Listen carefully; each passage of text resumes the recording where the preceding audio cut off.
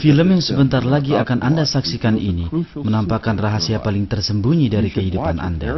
Anda harus menyaksikannya dengan penuh perhatian karena film ini membahas masalah yang dapat mengubah cara pandang Anda terhadap dunia materi. Film ini tidak hanya menampilkan pendekatan yang berbeda atau pandangan filosofis, tapi ini adalah fakta yang dibuktikan oleh ilmu pengetahuan saat ini.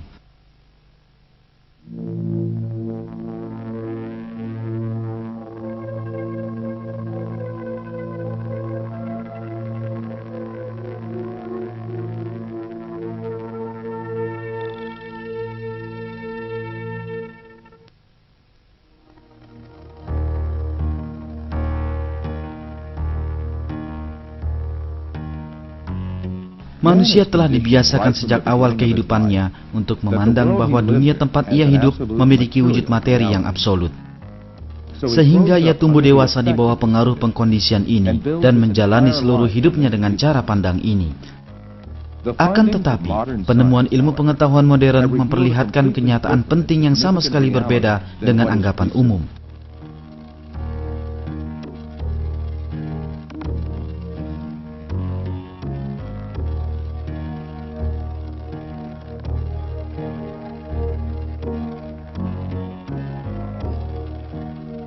Semua informasi yang kita punyai tentang dunia luar sampai kepada kita melalui panca indera kita. Dunia yang kita pahami terdiri atas apa yang dilihat oleh mata, didengar oleh telinga, dicium oleh hidung, dirasakan oleh lidah, dan disentuh oleh tangan kita.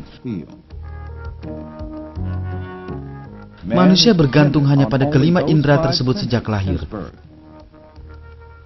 Itulah mengapa ia mengetahui dunia luar hanya sebatas apa yang diberikan melalui indera ini. Tetapi, penelitian ilmiah tentang indera kita telah mengungkapkan kenyataan yang sangat berbeda tentang apa yang kita sebut dengan dunia luar. Dan kenyataan ini telah membongkar rahasia sangat penting tentang hakikat materi yang menyusun dunia luar tersebut.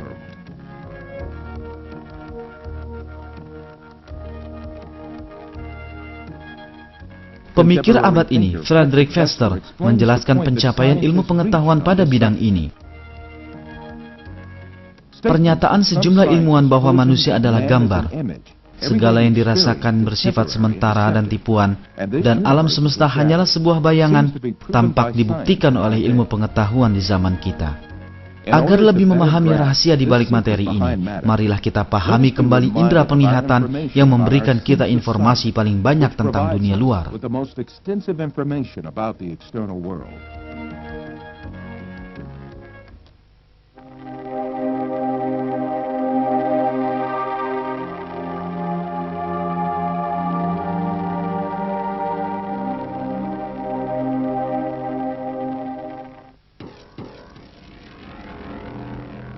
Proses melihat terjadi secara bertahap. Pada saat melihat, kumpulan cahaya yang disebut foton bergerak dari benda menuju mata dan menembus lensa mata di mana foton ini dibelokkan dan difokuskan ke retina di belakang mata. Di sini, cahaya dirubah menjadi sinyal-sinyal listrik dan kemudian diteruskan oleh sel-sel syaraf ke pusat penglihatan di bagian belakang otak.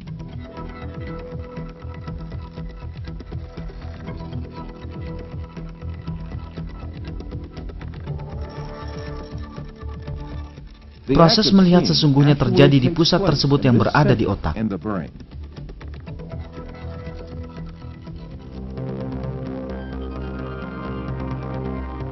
Semua pemandangan yang kita saksikan dalam kehidupan kita dan semua peristiwa yang kita alami sebenarnya kita rasakan di tempat yang kecil dan gelap ini. Film yang kini sedang Anda saksikan dan pemandangan luas tanpa batas yang Anda lihat di ufuk, keduanya masuk ke dalam tempat kecil berukuran beberapa sentimeter kubik ini.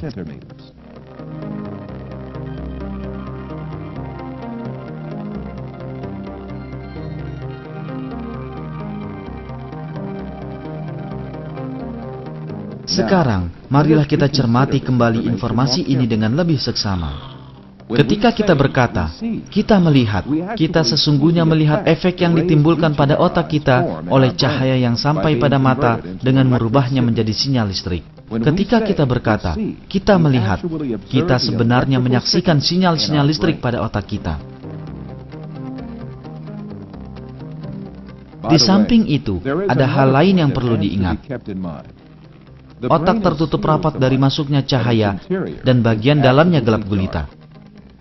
Oleh karenanya, ia tak mungkin akan pernah berhubungan dengan cahaya. Kita dapat menjelaskan hal ini dengan sebuah contoh. Anggaplah di hadapan kita ada sebuah lilin menyala dan kita melihat cahaya lilin ini. Selama kita melihat cahaya lilin, bagian dalam tengkorak dan otak kita sama sekali gelap. Cahaya lilin tidak pernah menerangi otak maupun pusat penglihatan kita. Namun kita melihat dunia berwarna-warni dan terang benderang dalam otak kita yang gelap.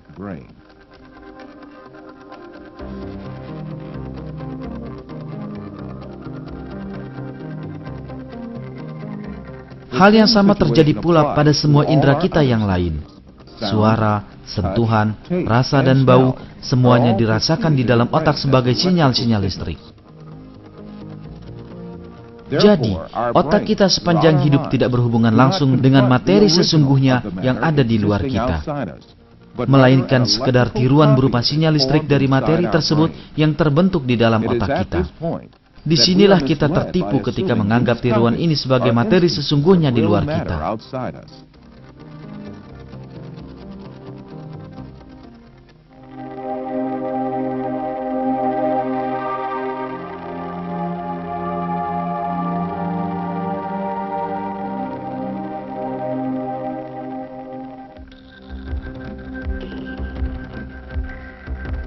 Kenyataan ini menghantarkan kita pada kesimpulan yang tak perlu diperdebatkan lagi. Semua yang kita lihat, sentuh, dengar, dan rasakan sebagai materi, dunia atau alam semesta hanyalah sinyal-sinyal listrik dalam otak kita.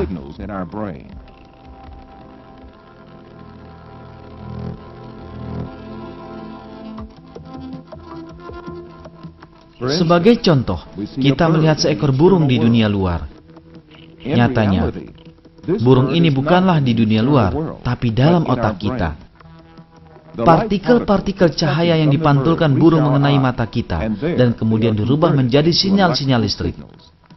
Sinyal-sinyal ini diteruskan oleh sel-sel neuron ke pusat penglihatan di otak. Burung yang kita lihat sesungguhnya adalah sinyal-sinyal listrik dalam otak kita.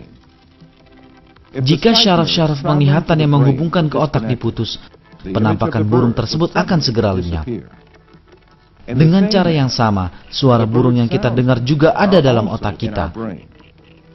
Jika syaraf yang menghubungkan telinga ke otak diputus, maka tidak akan ada suara yang terdengar.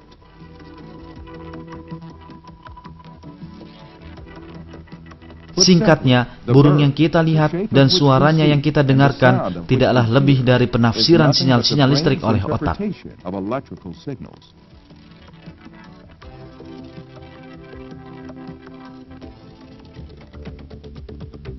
Hal lain yang perlu dicermati di sini adalah perasaan tentang jarak. Misalnya, jarak antara Anda dan layar ini tidaklah lebih dari perasaan tentang ukuran ruang yang terbentuk dalam otak Anda.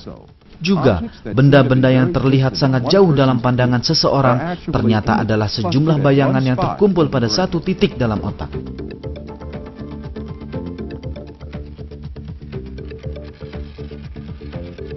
Misalnya, seseorang yang menyaksikan bintang-bintang di langit beranggapan bahwa mereka berjarak jutaan tahun perjalanan cahaya darinya. Padahal, bintang-bintang ini ada dalam dirinya sendiri, di pusat penglihatan pada otaknya.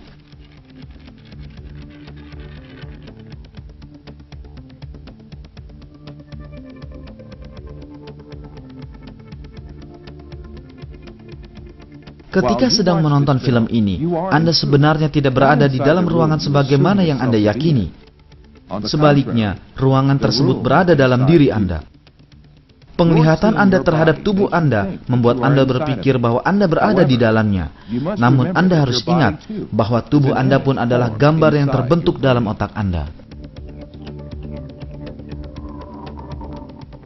Apakah keberadaan dunia luar sangat diperlukan? Sejauh ini, kita telah berulang kali menyebut dunia luar dan dunia persepsi atau penampakan yang terbentuk dalam otak kita. Yang terakhir inilah yang sebenarnya kita lihat. Namun, dikarenakan kita tidak pernah mampu bersentuhan langsung dengan dunia luar, bagaimana kita dapat yakin bahwa dunia luar ini benar-benar ada? Sudah pasti kita tidak dapat. Satu-satunya dunia yang dengannya kita dapat berhubungan langsung adalah dunia penampakan yang kita huni dalam otak kita.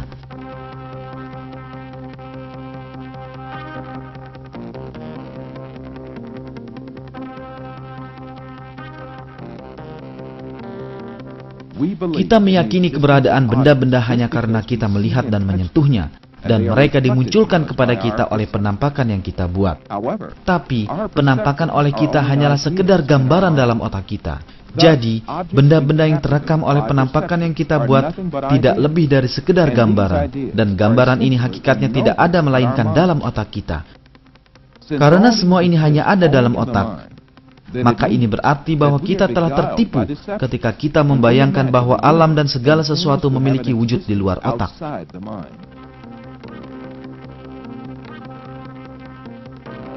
Untuk membayangkan bahwa materi memiliki wujud di luar otak adalah tipuan belaka.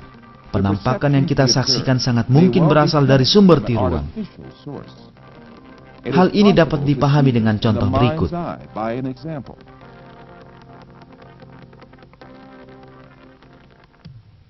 Pertama-tama, marilah kita anggap kita dapat mengeluarkan otak dari tubuh kita dan menjaganya agar tetap hidup dalam sebuah toples kaca. Lalu kita ambil komputer dengan beragam informasi yang dapat direkam di dalamnya.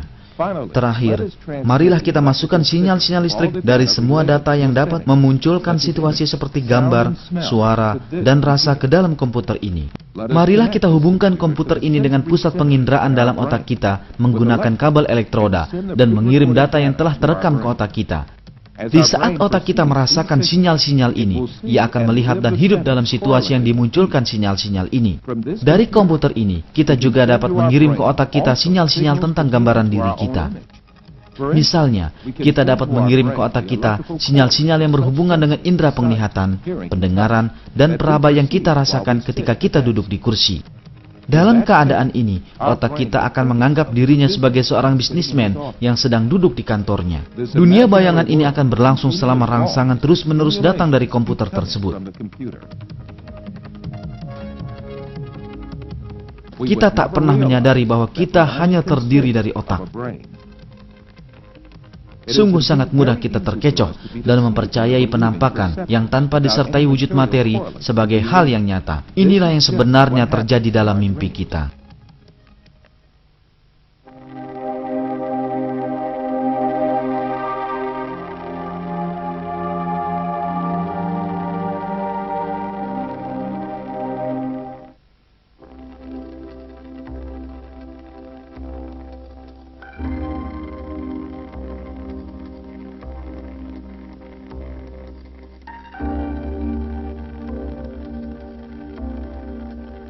Bagi Anda, sesuatu yang nyata adalah segala yang dapat disentuh dengan tangan dan dilihat dengan mata.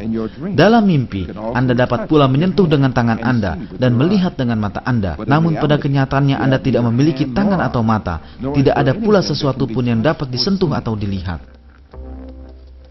Sehingga, ketika mempercayai apa yang Anda rasakan dalam mimpi sebagai keberadaan secara materi, Anda telah tertipu.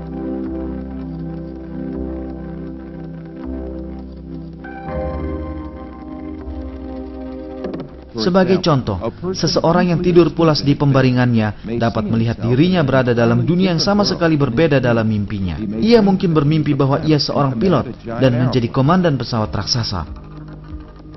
Dan ia bekerja sangat serius mengomandani pesawat tersebut. Padahal orang ini tidak beranjak selangkah pun dari tempat tidurnya. Dalam mimpinya, ia mungkin berada pada sejumlah keadaan yang berbeda dan bertemu kawan, berbicara dengan mereka, makan dan minum bersama. Kendati pun sekedar penampakan yang tidak memiliki wujud materi, pengalaman dalam mimpi ini terasa sama sekali nyata.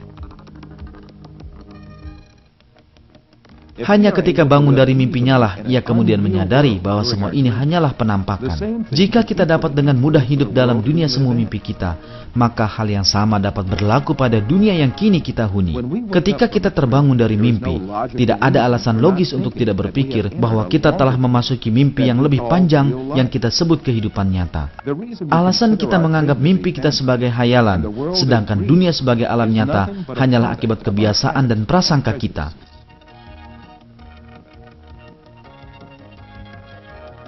Ini menunjukkan bahwa mungkin saja terbangun dari kehidupan di bumi yang kita anggap sedang kita jalani saat ini, persis sebagaimana ketika kita terbangun dari mimpi.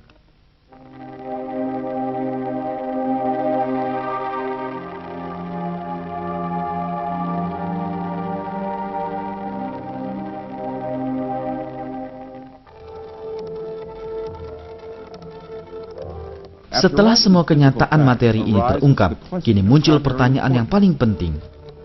Jika peristiwa di alam materi yang kita ketahui pada hakikatnya adalah sekedar penampakan, bagaimana dengan otak kita? Oleh karena otak kita adalah materi sebagaimana lengan kita, kaki atau benda lain, ia mestinya juga sekedar penampakan sebagaimana semua benda lainnya. Contoh lain akan lebih menjelaskan hal ini. Marilah kita anggap bahwa kita memanjangkan syaraf-syaraf yang menuju ke otak kita dan meletakkan otak tersebut di luar kepala kita sehingga kita dapat melihatnya dengan mata kita. Pada keadaan ini, kita akan dapat melihat otak kita dan menyentuhnya dengan jari-jari kita. Dengan demikian, kita dapat memahami bahwa otak kita juga tidak lebih dari sebuah penampakan yang dibentuk oleh indera penglihatan dan peraba. Lalu, kehendak apakah yang melihat, mendengar, dan merasakan semua indera yang lain jika bukan otak? Siapakah dia yang melihat, mendengar, meraba, dan merasakan rasa dan bau? Siapakah wujud ini yang berpikir, beralasan, memiliki perasaan, dan bahkan berkata, "Saya adalah saya"? Salah seorang pemikir terkemuka abad ini, Karl Pribram, juga memiliki pertanyaan yang sama. Sejak zaman Yunani, para filsuf telah memikirkan tentang hantu di dalam mesin, manusia kecil dalam manusia kecil, dan lain sebagainya. Di manakah saya, seseorang yang menggunakan otaknya? Siapakah dia yang melakukan perbuatan mengetahui? Sebagaimana perkataan Saint Francis dari Assisi, apa yang kita cari adalah sesuatu yang melihat. Ternyata, wujud gaib yang menggunakan otak, yang melihat dan merasakan ini adalah ruh. Apa yang kita sebut dengan alam materi adalah sekumpulan penampakan yang dilihat dan dirasakan oleh ruh ini. Sebagaimana tubuh yang kita punyai dan alam materi yang kita lihat dalam mimpi tidak memiliki wujud fisik, alam semesta yang kita tempati dan tubuh yang kita miliki saat ini juga tidak memiliki wujud fisik. Wujud absolut ini adalah ruh. Materi hanya terdiri dari penampakan yang dilihat oleh ruh. Begitulah, kendati pun kita memulai dengan anggapan bahwa materi adalah nyata, hukum-hukum fisika, kimia dan biologi, semuanya menghantarkan kita pada kenyataan bahwa materi terbentuk dari khayalan, dan pada kenyataan pasti tentang adanya wujud gaib. Inilah rahasia di balik materi. Kenyataan ini sangatlah pasti sehingga mengkhawatirkan sejumlah ilmuwan materialis yang meyakini materi sebagai wujud absolut. Penulis artikel ilmu pengetahuan, Lincoln Barnett, berkata dalam bukunya The Universe and Einstein, seiring dengan penyederhanaan semua kenyataan objektif menjadi sebuah dunia bayangan dalam persepsi oleh para filosof, para ilmuwan telah menyadari keterbatasan yang mengkhawatirkan tentang indera manusia.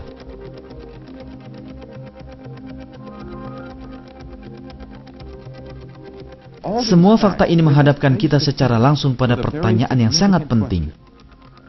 Jika sesuatu yang kita yakini sebagai alam materi ternyata hanya berupa kumpulan penampakan yang diberikan pada ruh kita, lalu apakah sumber penampakan-penampakan ini?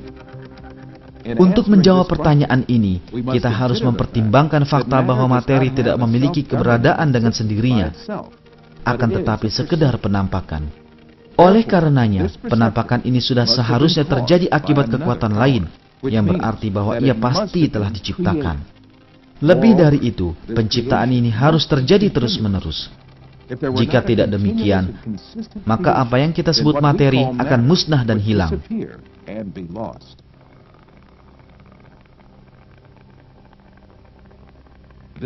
Hal ini dapat disamakan dengan televisi yang terus menampilkan gambar selama ada sinyal yang terus-menerus dipancarkan.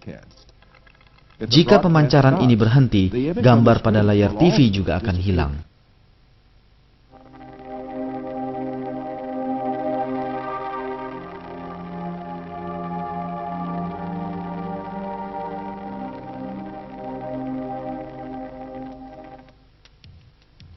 Jadi, siapakah yang menjadikan ruh kita melihat tanah, manusia, tumbuhan, tubuh kita, dan segala hal lain yang kita lihat? Sangat jelas bahwa ada pencipta Maha Agung yang telah menciptakan seluruh alam materi, yakni keseluruhan penampakan dan terus-menerus menciptakan tanpa henti. Karena pencipta ini memperlihatkan penciptaan yang luar biasa, dia pasti memiliki kekuatan dan kebesaran abadi. Semua penampakan dia ciptakan sesuai kehendaknya, dan dia berkuasa atas segala yang diciptakannya setiap saat. Pencipta ini adalah Allah, penguasa langit dan bumi. Wujud absolut sesungguhnya adalah Allah. Segala sesuatu selainnya hanyalah bayangan yang dia ciptakan. Kenyataan ini dijelaskan oleh ulama besar Islam, Imam Rabbani, sebagaimana berikut.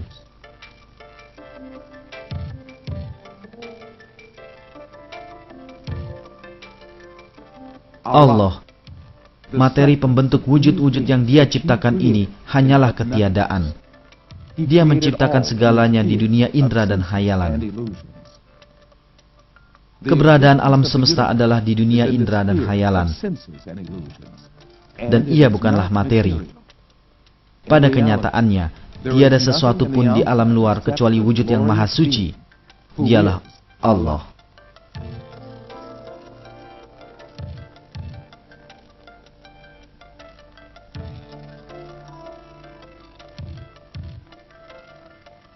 Di semua 4 penjuru jagat raya yang terbentuk oleh beragam penampakan adalah wujud Allah sebagai wujud nyata satu-satunya. Karenanya, wujud paling dekat kepada manusia adalah Allah. Fakta ini dijelaskan dalam Al-Quran dengan ayat, "Dan sesungguhnya kami telah menciptakan manusia dan mengetahui apa yang dibisikkan oleh hatinya, dan kami lebih dekat kepadanya daripada urat lehernya."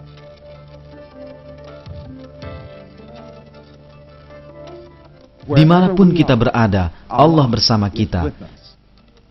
Ketika Anda menyaksikan film ini, wujud terdekat dengan Anda adalah Allah yang menciptakan segala sesuatu yang Anda lihat setiap saat. Selama Allah menjadikan kita melihat gambar dan merasakan apa yang ada di dunia ini, kita akan terus hidup di dunia ini. Ketika Ia menghentikan gambar dan cita rasa tentang dunia ini, lalu menampakkan malaikat maut kepada kita dan memberikan penampakan tentang dimensi yang berbeda, ini berarti kita telah meninggal dunia. Hari kebangkitan, penghisaban, surga, neraka, dan semua kehidupan abadi akan diciptakan dengan cara yang sama untuk kita. Untuk menciptakan ini semua sangatlah mudah bagi Allah, yang telah memperlihatkan bukti kekuasaan yang abadi serta ilmunya tak terbatas kepada kita ketika masih di dunia ini.